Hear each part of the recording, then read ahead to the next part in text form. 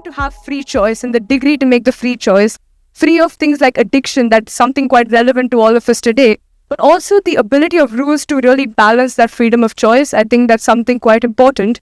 And I really like the metaphor that you used of the archer, that before the arrow even reaches its mark, there is so much that goes into it. So my first question to you to kick off this Q&A session is celebrating one of the greatest archers of Indian mythology, Arjuna, and also my favorite character from the Mahabharata philosophy in the series. So in Arjuna, when Krishna first explains Arjuna that you should do your karma without thinking of the fruit or the phal, does Arjuna really understand this at first? Like, he understands that, yes, this is completely true as a philosophy, or does he really struggle with this question? What is his journey from confusion to clarity as seen throughout the Bhagavad Gita? And how can we really compare this to a life of a modern student who is going through that same confusion to clarity in today's time? Yeah, okay, that's a really good question. Actually, when you go through the Gita, what you notice is that Arjuna, there are points of clarification Arjuna asks for throughout the Gita. And he does that because he knows that the concept of somebody working really hard but not being attached to the fruit is very strange.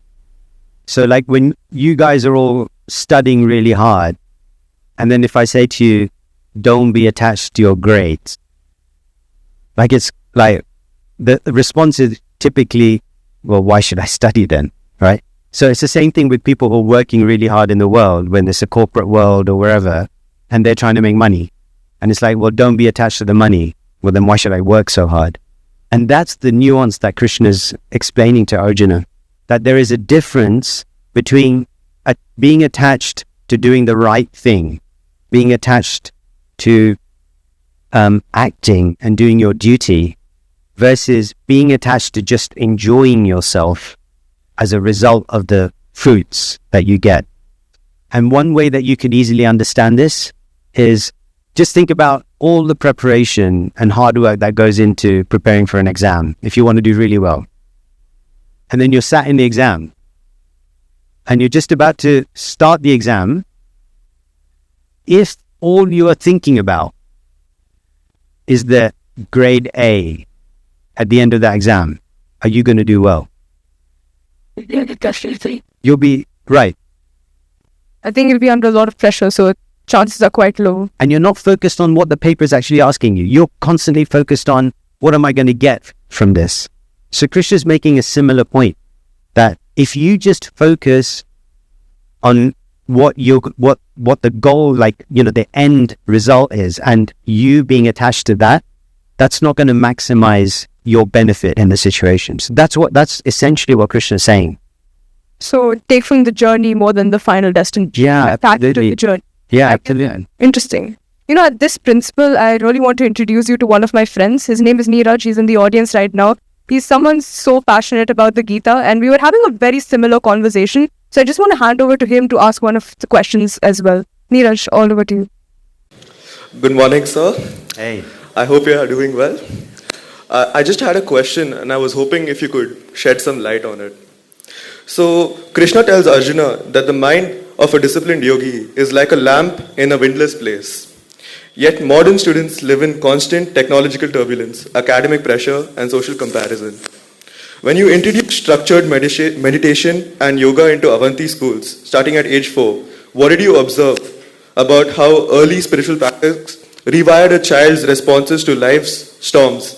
Can mindfulness be a preventive medicine for anxiety and overthinking? Wow. Yeah, great. So actually, one of our trustees in Avanti was a professor at the University of Cambridge, and she was very involved in doing research on kind of through academic disciplines, and what we asked her to do was to do a similar research project in terms of the effects of yoga and meditation in our schools, and these were primary age students. So she did that, and we published the findings, and it was really quite incredible, because it's not to say that it's like a magic wand and it's going to fix all your problems. That's not the idea of this, and any kind of claim towards that is just a bit silly, to be honest. But it's essentially like riding a bike, right? So when you start to ride a bike, I mean, it's hard work in the beginning. And in those initial stages, you might think, like, especially when you learned to ride a bike when you were very young, you might think that I'm never going to get this. But in a day or two, it becomes the most natural thing in the world. So like learning anything, whether it's learning an instrument, learning a new language, all of these things are ways of adjusting the mind, because we know the benefit that comes from riding a bike, from speaking another language, from playing an instrument. We know the benefits that come, and therefore we invest the time in learning how to do them well, right? And the truth is that most of us have more flexible kind of capacities to learn these things when we are younger. So I was speaking to one of your colleagues called Samarth, and he knows a bunch of he knows more verses than I know from the Gita. So he's memorized a bunch of stuff from the Gita, and like for me to memorize that is actually harder than it is like he puts in the effort. So the point of yoga and meditation through school life, which is where we're passionate about introducing these techniques, they're tools essentially, is because if young adults grow through life without having the capacity to be able to focus their attention on what they want to focus it on, then you get all the stuff that is being very clearly evidenced in academic and psychological research today, which is that young adults are suffering in ways which are quite novel because of the environment, like you said, that they're growing up with, the devices that they have access to. So yeah, there are challenges. Now the question is, do you just go along like the herd, like a sheep, without exercising any free will of your own? Or do you use your intelligence, your capacity for agency in the world, so that you can make free choices? Because the alternative, that was my point about driving on the wrong side of the road. Like the alternative is, we can think that we're being really smart and really free and doing what we want. But the truth is that none of us are free from influence. The question really is, which influence are we consciously accepting? Or are we just being influenced by things we don't even have a clue are influencing us? And I think that those are the kind of questions and challenges that all of you are going to need to grapple with. Because when you get to university or you get to the workplace, these pressures are not going away. And the thing that is going to be able to distinguish, to differentiate you as a student in the workplace or to an employer or to a business partner is, are you a free-thinking individual in the true sense of the word? Do you have the capacity to control your mind and pay attention to what you want to pay attention to? Or are you just like one of the other, billions of people on the planet who are living their life in a very unconscious way? And that's the choice that all of you have.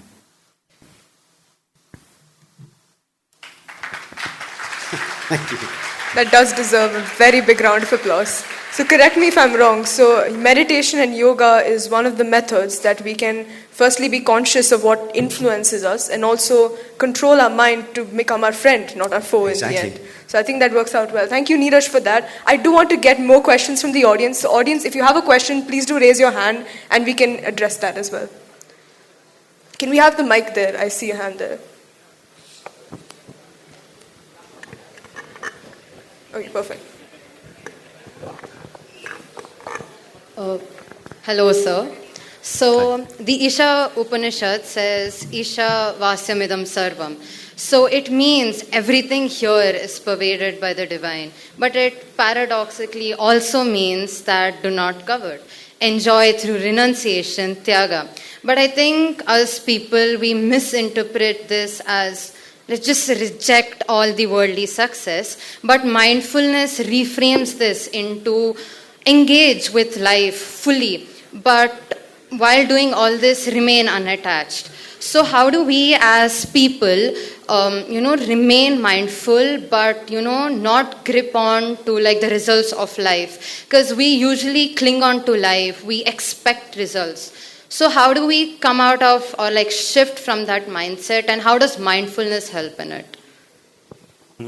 Okay, so that verse that you quoted, Isha Vashamidam Sarvam, which is the first verse of the Isha Upanishad, it goes on to actually explain Tena Daktena Bunjita Madkrida Kasya Sudhanam. This idea that not only is everything pervaded and held, or the property, if you like, of the divine, that one shouldn't covet, I think is the word that you used, which is a good word. One shouldn't covet. But what it says is, in that text, it's saying not that we have to give up the world. What it's saying is that you accept the world with certain constraints. It's the same point as we were making earlier about all of us have to accept some rules. Even the people who think that they're above the rules and follow no rules, even those people are accepting rules. It's just that they're accepting rules from places that, that like to promote the idea of absolute freedom. But it's just not true. Everyone's accepting rules. So that text is a very powerful text, actually, because it's making this point that you can engage with the world, but engage with the world in a responsible way. That's essentially what it's saying. And to the point about not coveting, there's a really good example that I heard, and that's, if you go into a bank, you go into the bank and you say, I renounce all the money in this bank. Is that a reasonable thing to do? Why isn't it reasonable? Because they don't hold the money in the bank. Imagine it's the Federal Reserve and they do all the gold in the bank. The reason why it's not reasonable, even if they had all the money in the bank, is because it's not yours to renounce. It was never yours to renounce, right? Like, it's the bank's money, or it's the money of the people who've deposited the money in the bank. So what that Isha Vashamidam Sarvam verse is saying is that this entire world is pervaded by the divine, as you said. So it doesn't belong to you. But you have the ability, the capacity, even the right to enjoy it within certain limitations. And that's the way that we should live in this world, as custodians, not as people who are just trying to trample upon other people's rights, which is why it says don't covet. Thank you. Very quick follow-up to that. So if we know that our land is overruled by the divine and we have to engage with some limitations, how do we actively put these limitations? How do we engage responsibly? Because we all know that the nature of addiction is like a slippery slope. We don't even know when we're addicted at some points of time. So how would you necessarily advise us in that case? Yeah, it's you can think about it actually like any other addiction. You can think about it like, some of you will have the experience of being addicted to your phones. How many of you feel that you're addicted to your phone? Yeah, so that's quite a lot of you. And the rest of you are just too shy to admit it. How many of you are addicted to speaking when you should be quiet? Oh, that got you quiet. So the point is that any form of addiction requires like active endeavor, right? It requires, first of all, for us to be conscious that we are addicted. And then once we're conscious of it, I want to tell you, there was a study in 2007 by a guy called Lieberman. And the study was a really, this hopefully will be of interest and of use to you. It came up with this idea of the law of names. Okay? And what they found was that people who were experiencing a negative emotion, and this relates to addiction too, when they were experiencing that, if they could just give it a name, it drastically improved their capacity to control that emotion or to reduce it. So that means that first I have to become conscious of it. Then I have to be able to articulate it, because I'm giving it a name. And just those steps of being aware and being able to name it will help you control it. So awareness and articulation, I think that's a very fantastic principle that we can all try out. I would like to open this to the audience as well. Any further questions that we would like to engage with? Perfect, we already have a mic. Good morning, sir. My question to you would be, at the end of the Gita, Krishna tells Arjun, abandon all limited notions of duty and surrender to the divine. Sarva dharman parityajya mam ekam sharnam vraja. This is the opposite of what society teaches us. We're told to control everything, to plan, to achieve. What does Krishna really mean by letting go? Is it about becoming passive, or is it something else? Okay, so that text, Sarva Dharman Parityaja, and then you know the second line starts with the word Mam. Mam Ekam Sharanam Vraja.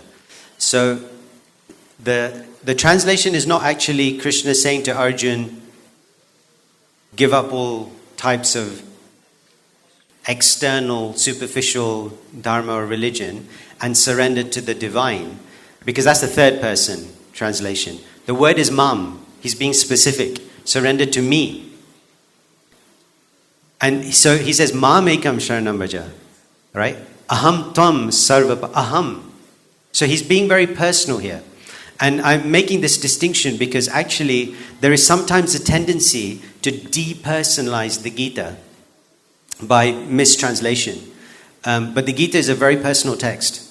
So Krishna is making that point, and the reason why he's making that point about, like, to the specific question you're asking, why is it opposite to the world? The world is telling us try, and Krishna is saying just surrender.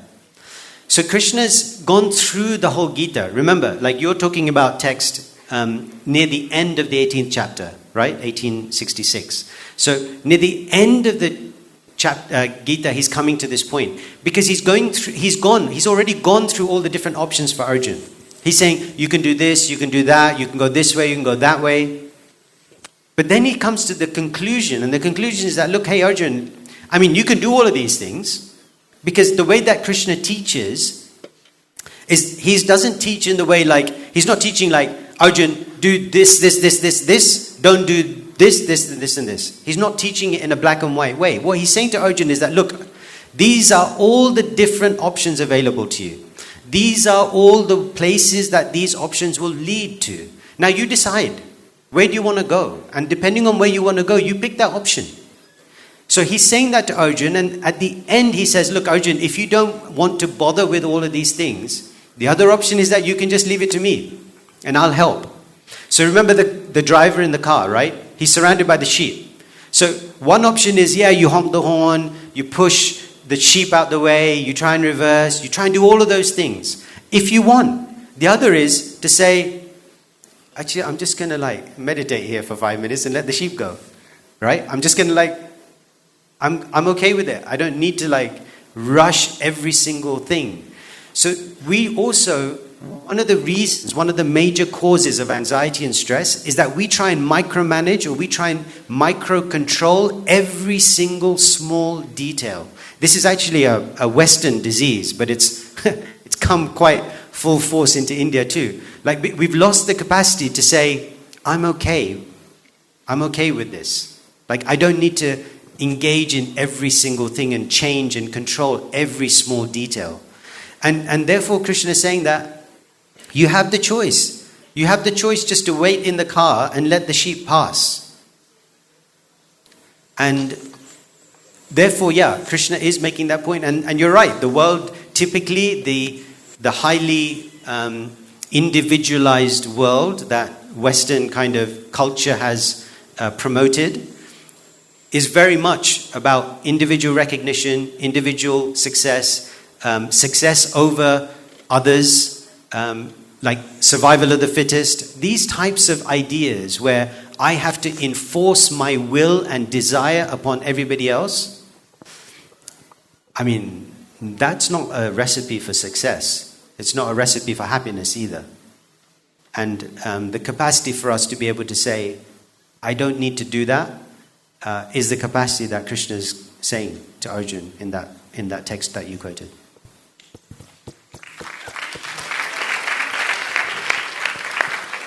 You know what's a very interesting takeaway that I take from here is that a lot of us believe that the Bhagavad Gita is basically Krishna teaching Arjun the truth. But in fact, he actually gives him choices. And one of the ultimate choices is just surrendering, letting go. So I find that very, very interesting from that. And any further questions from the audience? Perfect. We have one more.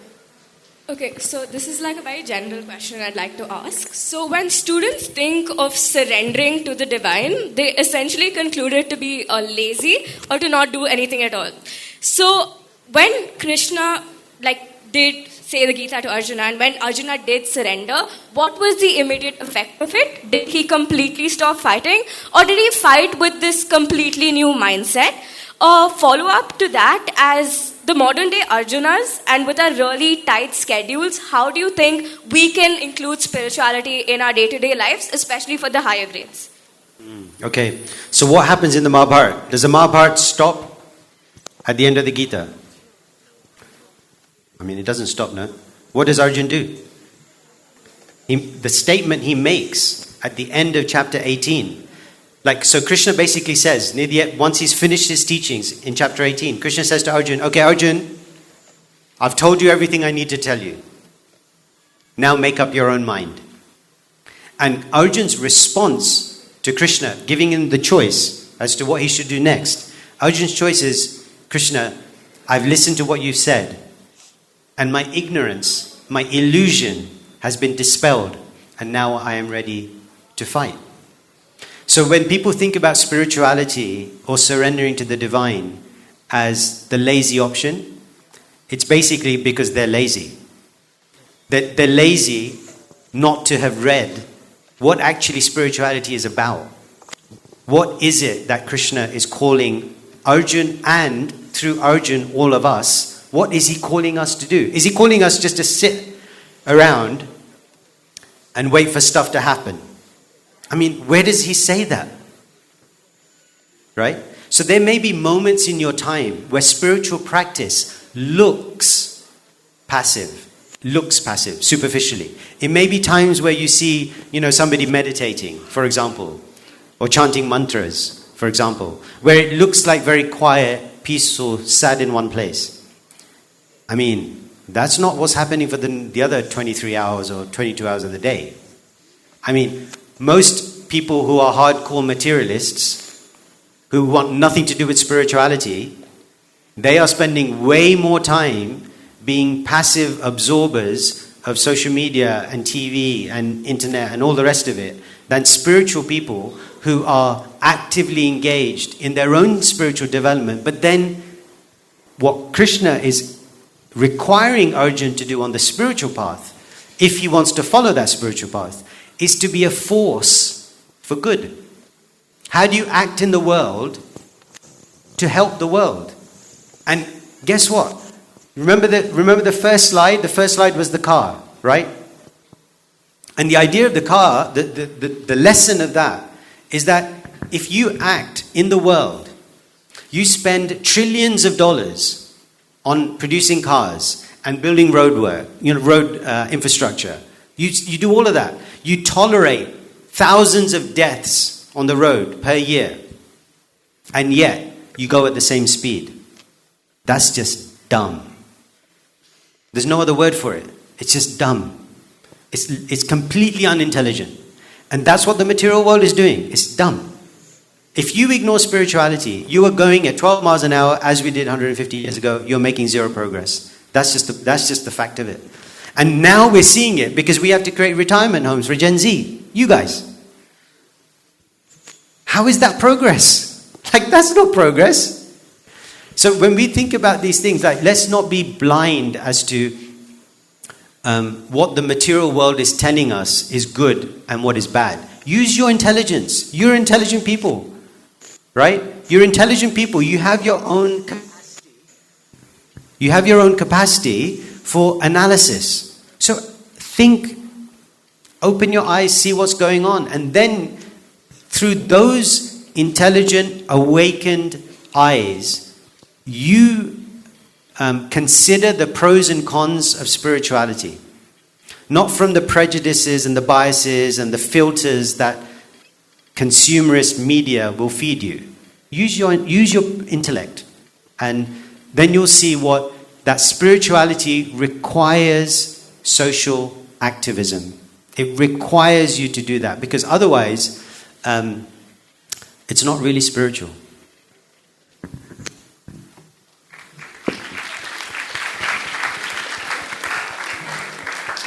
So, sir, can I equate spirituality to doing the right karma, irrespective of what age you are or irrespective of which scenario are you in? Can we equate that as spirituality?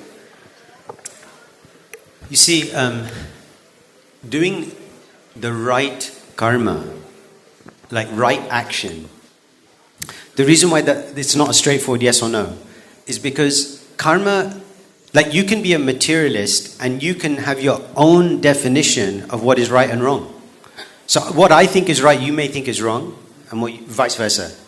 So who's going to decide what is right and wrong? So it's true that spirituality includes doing what is right, but that's not the limit of the definition of spirituality. That's just a partial definition of it.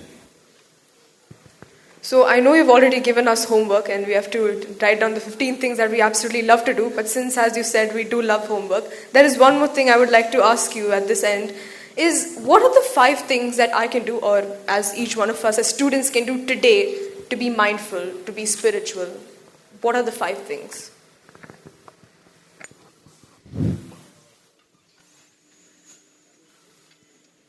Okay, so there are different things which help support or reinforce a spiritual life, spiritual practice, yeah? So one of the things, for example, could be, taking that 5 minutes in the day.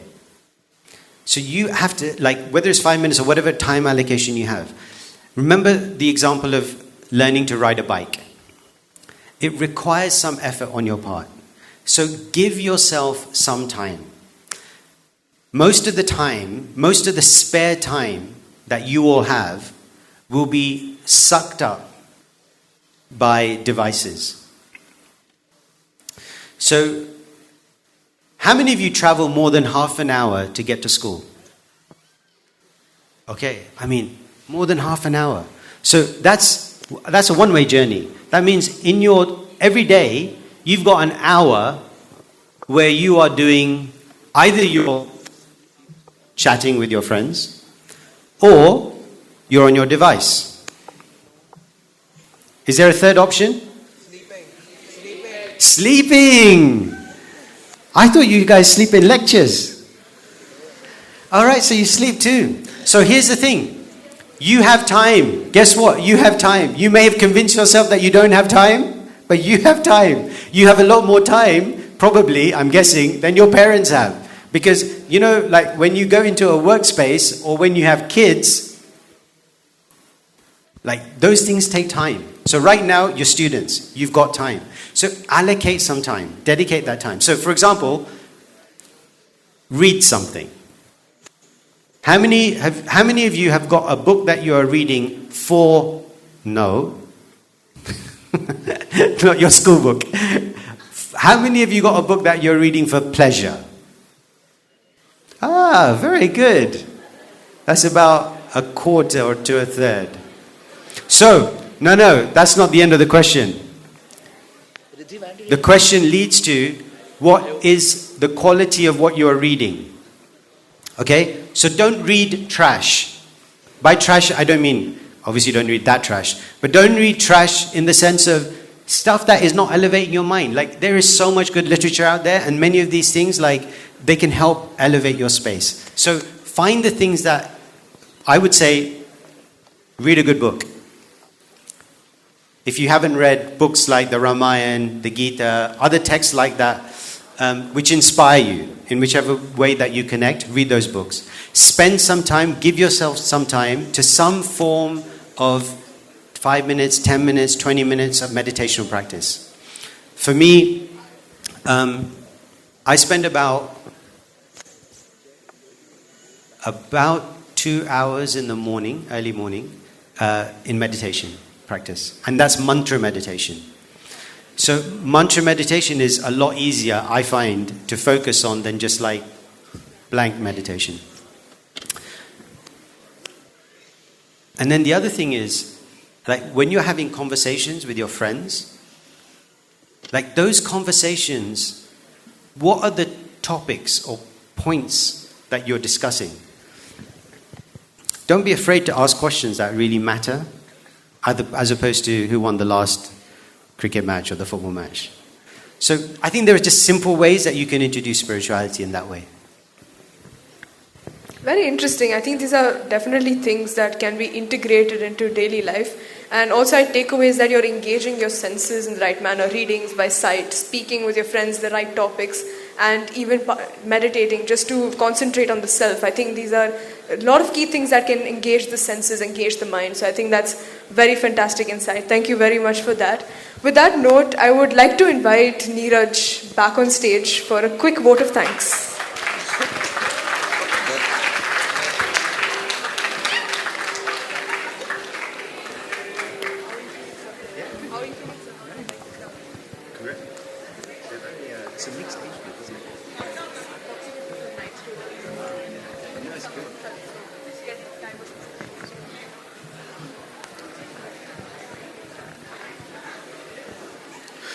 On behalf of everyone at Shilp, it's my privilege to express our heartfelt gratitude to you today.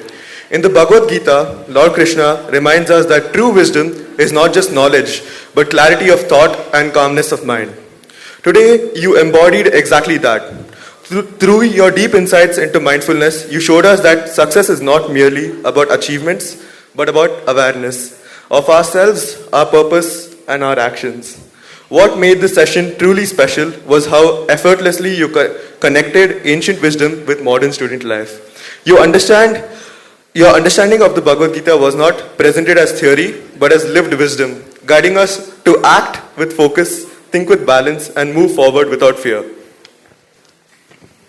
We are deeply grateful that you took the time out of your busy schedule to be here with us to speak to the students of Shilp, and to share lessons that will stay with us far beyond this hall.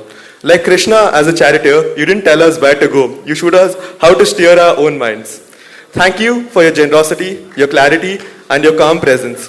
We're truly fortunate to have learned from you today, and we promise to be mindful of the mindfulness you shared with us. Not just remembering it, but practicing. Once again, thank you to a teacher in the truest sense, Nitish Gaur, for inspiring us and guiding us on the journey of mindful learning.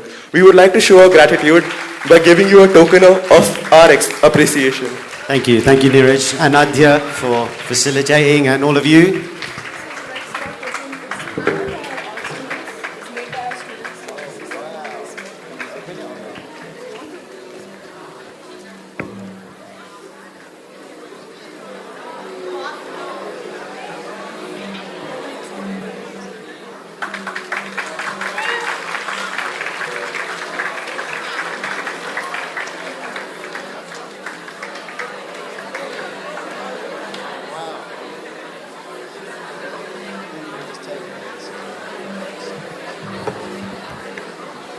I think we'd also like to appreciate that this entire token box is made by the students of our school, the art department, and we're so happy to present this to Sir, and possibly fantastic decoration for your house as well.